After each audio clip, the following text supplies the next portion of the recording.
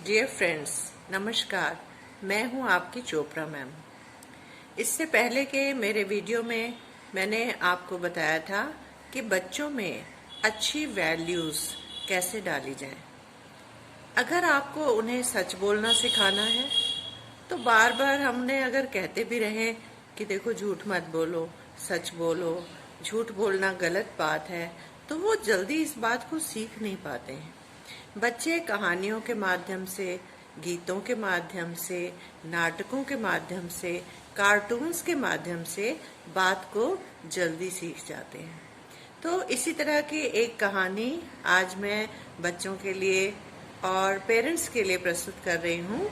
अगर पेरेंट्स सुनते हैं तो वो अपने बच्चों को भी सुना सकते हैं। हो सकता है आपने ये कहानी कहीं सुनी हुई हो। ये कहानी मेरी लिखी हुई नहीं है, मैं इसे आपके सामने प्रस्तुत कर रही हूँ कि अगर आपने नहीं सुनी तो आप सुन सकते हैं और अपने बच्चों को सुना सकते हैं। हम ये चाहते हैं कि हमें बच्चों को कोई बात बार बार कहनी ना पड़े। वो स्वयं ही इस बात का निश्चय करें कि वो गलत काम कर रहे हैं या सही काम कर रहे हैं। तो एक बार अगर बच्चे इस बात को स्वयं निश्चय करना सीख जाएंगे तो इससे अच्छी बात और कोई हो ही नहीं सकती। तो आज की मेरी कहानी इसी टॉपिक पर है। मेरी कहानी का विषय यही है कि एक बच्चा स्वयं ये निश्चय करे कि वो जो कर रहा है वो ठीक है या गलत है। तो आइए सुनते हैं ये कहानी। इसका शीर्षक है गुरुजी की दक्षिणा।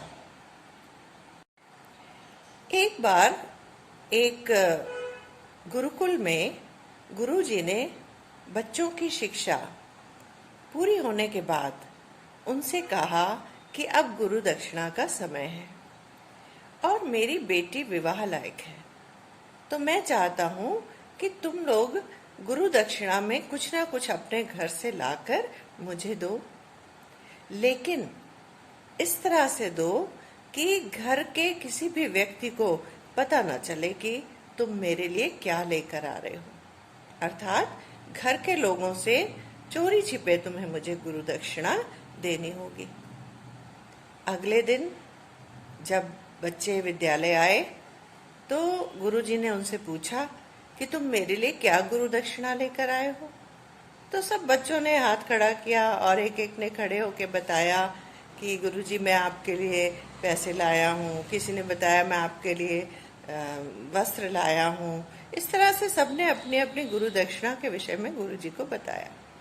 लेकिन एक बालक था जो चुपचाप बैठा हुआ था और जिसने कुछ बताया भी नहीं और शायद वो कुछ लेकर भी नहीं आया था।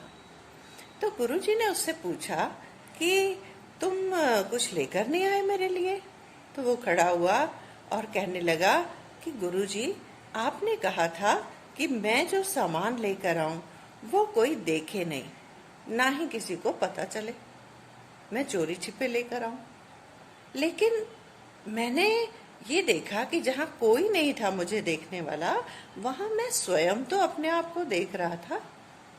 मुझे लगा कि मैं कुछ गलत काम कर रहा हूँ। गुरुजी ने कुछ गलत करने को कहा है, इसलिए मैं कुछ ला नहीं सका, क्योंकि मैं स्वयं अपने आप को गलत काम करते हुए नहीं देख सकता था।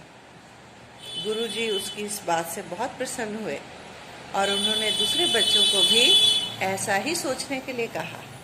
उन्होंने कहा कि मेरी शिक्षा सही रूप से इसी बालक ने ग्रहण की है। वो बच्चों को ये कहना चाहते थे कि अगर कोई हमें गलत बात सिखाए या गलत बात करने को कहे तो हमें उसे आंख बंद करके फॉलो नहीं करना चाहिए। हमें अपने मस्तिष्क से, अपनी बुद्धि से सोचना चाहिए कि हम गलत कर रहे हैं या सही कर रहे हैं। तो आप भी अपने बच्चों को सिखाइए कि वे गलत और सही में निर्णय करने की क्षमता का विकास करें, और अगर उन्हें लगता है कि किसी ने उन्हें गलत काम करने को कहा है तो वो कभी भी ना करें। अपनी बुद्धि से काम लें और स्वयं अपने जीवन के निर्णय लेना सीखें। धन्यवाद।